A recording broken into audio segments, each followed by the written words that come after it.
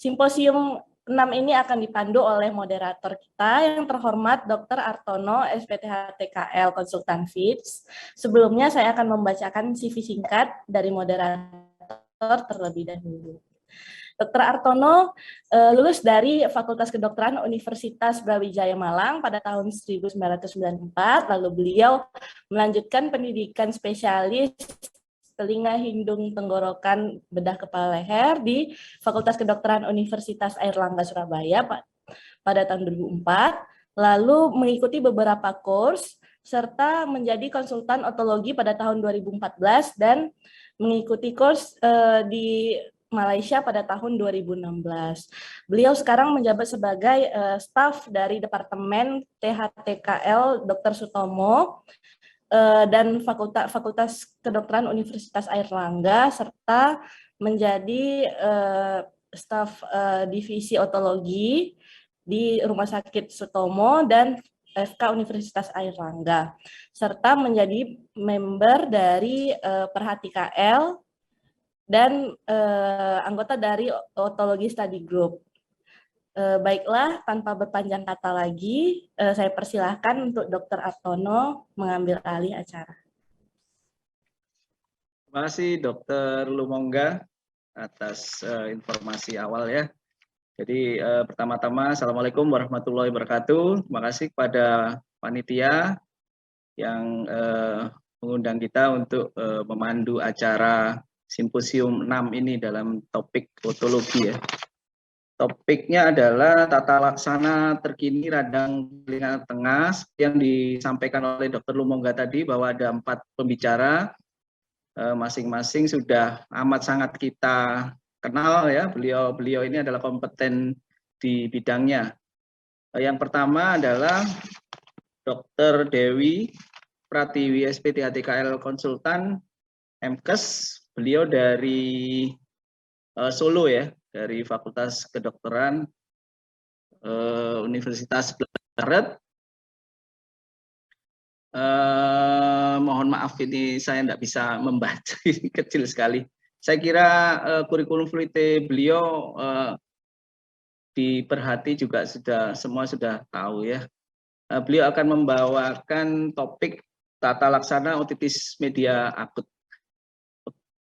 Waktu dan tempat kami persilakan. Silakan Dr. Dewi Pratiwi. Assalamualaikum warahmatullahi wabarakatuh. Salam sejahtera bagi kita semua. Terima kasih kepada Dr. Artono selaku moderator dan kepada panitia atas kesempatan yang diberikan. Izinkan saya pada sini membawakan materi tentang tata laksana otitis media akut. Oke, slide berikut. Otitis media akut atau OMA menjadi salah satu masalah paling umum yang dijumpai pada pasien anak karena sekitar 80% anak mengalami setidaknya satu episode OMA. Sebelum era antibiotik, morbiditas dan mortalitasnya tinggi akibat komplikasi yang ditimbulkannya. Kemudian setelah era antibiotik, komplikasi akibat OMA frekuensinya berkurang, namun saat ini kita menghadapi masalah baru di mana penggunaan antibiotik yang tidak rasional telah berkontribusi terhadap terjadinya resistensi kuman.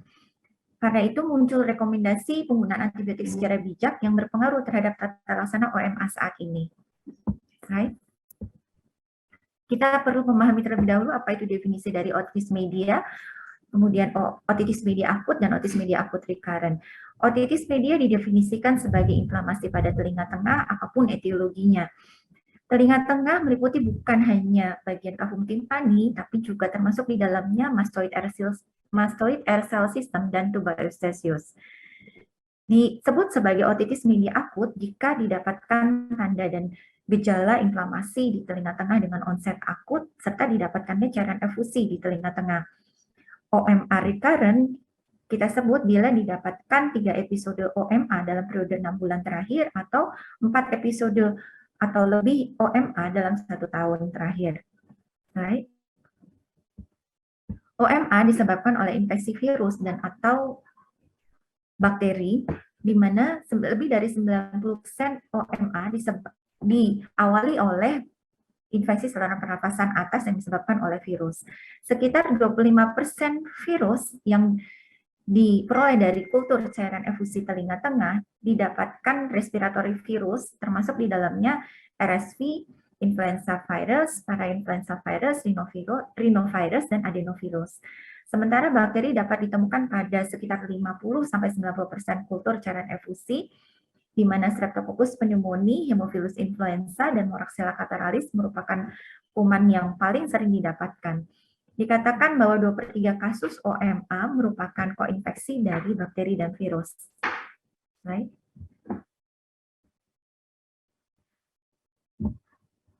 Seperti yang sudah saya sampaikan sebelumnya bahwa OMA didahului oleh infeksi saluran pernafasan atas. ISPA menyebabkan nasofaringitis dapat mengaruhi fungsi tuba eustachius dan memicu tekanan negatif di telinga tengah yang berakibat terhisapnya sekret nasofaring beserta koloni bakteri dari nasofaring masuk ke telinga tengah. Mekanisme ini diperberat dengan penggunaan susu botol, pemakaian DOT, kebiasaan menghisap jempol pada anak. Kemudian di sini juga genetika memainkan peran penting dalam kerentanan individu terhadap kejadian OMA, di mana riwayat keluarga dengan OMA menjadi faktor risiko yang kuat untuk terjadinya OMA.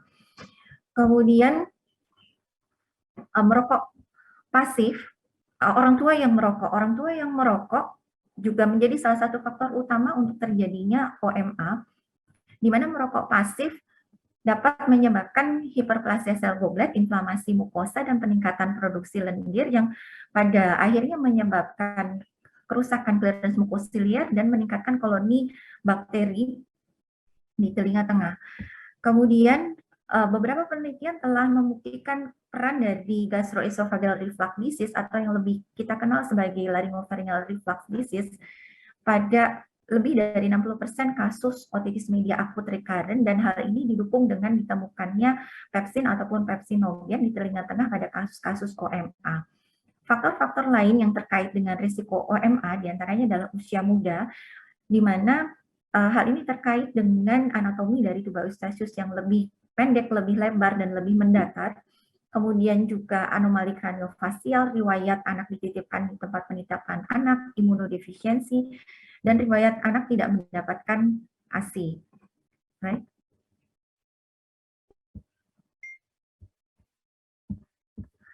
ISPA yang mengawali kejadian OMA adalah infeksi virus yang mengenai bagian epitel dari nasofaring dan tuba eustachius. Infeksi virus menciptakan perubahan pada mukosa nasofaring dengan memodifikasi respon imun host dan meningkatkan kolonisasi bakteri, perlekatan bakteri akibat rusaknya barier mukosa. Infeksi virus juga menyebabkan berubahnya sifat mukus dan kemudian menyebabkan kerusakan clearance mukosiliar dan sehingga menyebabkan disfungsi dari tuba eustachius. Dan kemudian terjadilah tekanan negatif di telinga tengah. Tekanan negatif di telinga tengah memfasilitasi masuknya bakteri dan atau virus ke telinga tengah. Kemudian disfungsi tuba juga menyebabkan akumulasi mukus di telinga tengah yang dapat meningkatkan kolonisasi bakteri dan virus di telinga tengah.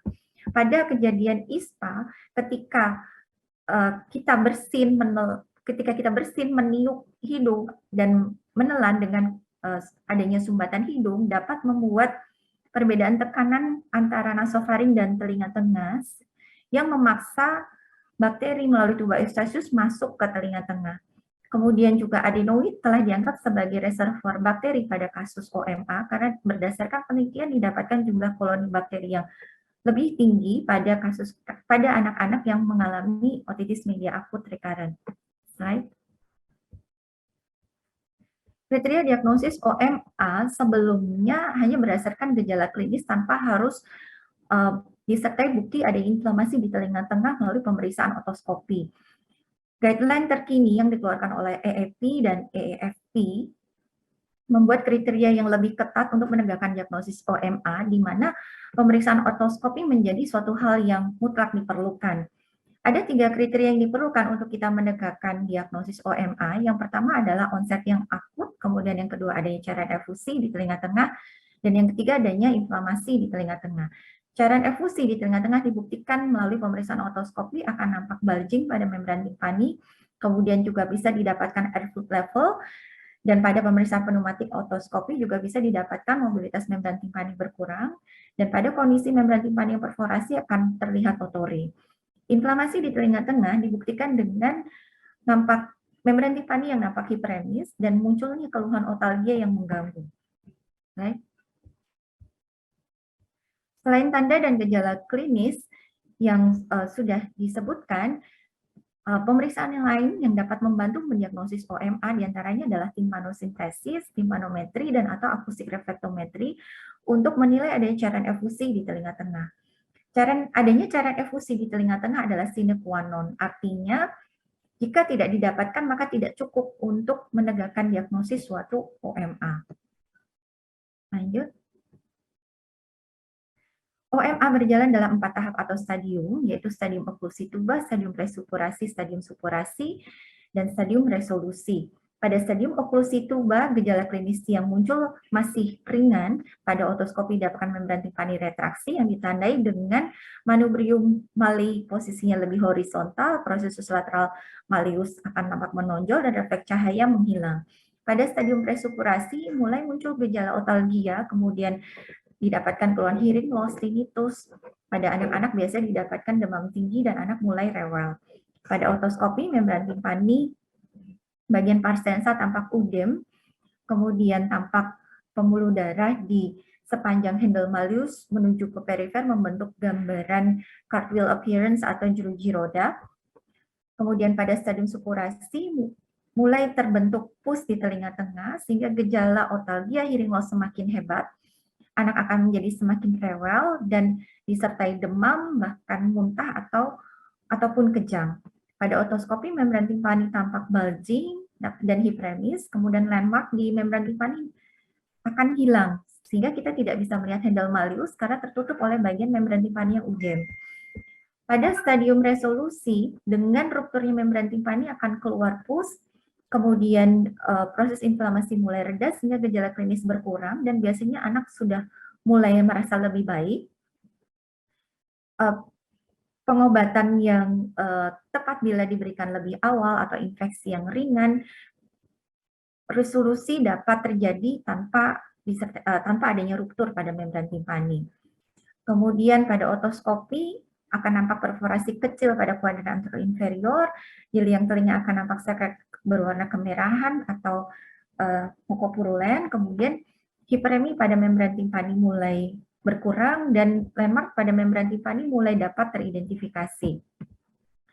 Jika virulensi organisme tinggi atau resistensi host buruk, resolusi mungkin tidak terjadi sehingga dan infeksi dapat menyebar keluar dari telinga tengah dan keluar dari batas-batas telinga tengah dan menimbulkan komplikasi baik intratemporal ataupun intrakranial.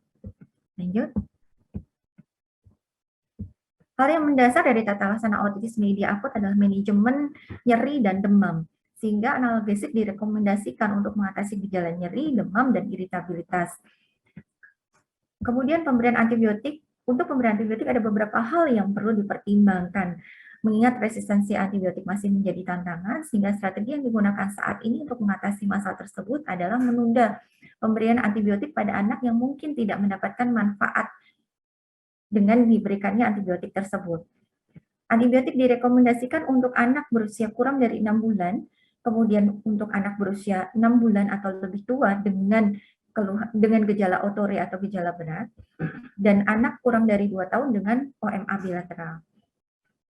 Direkomendasikan untuk dilakukan observasi atau watchful waiting pada anak kurang dari 2 tahun dengan OMA unilateral, atau pada anak usia 2 tahun atau lebih tua yang tidak menampakkan gejala klinis yang berat. Lanjut. Amoksisilin dosis 80-90 mg per kilogram berat badan per hari dalam 2 dosis terbagi menjadi antibiotik litni pertama dalam pengobatan otitis media akut. Pada kasus di mana terdapat alergi penisilin dapat diberikan cefalosporin generasi kedua atau generasi ketiga. Jika tanda dan gejala yang berat tidak berkurang dalam kurun waktu 48-72 jam atau pada kasus OMA rekuren, maka kita dapat memberikan antibiotik amoxicillin clavulana atau cephalosporin generasi ketiga. Lanjut. Antibiotik diberikan selama 5-7 hari untuk anak yang berusia 2 tahun atau lebih, dan diberikan selama 10 hari pada anak yang berusia kurang dari 2 tahun, atau pada OMA dengan perforasi membran timpani, atau pada OMA recurrent, atau pada OMA yang gagal diterapi dengan antibiotik lini pertama.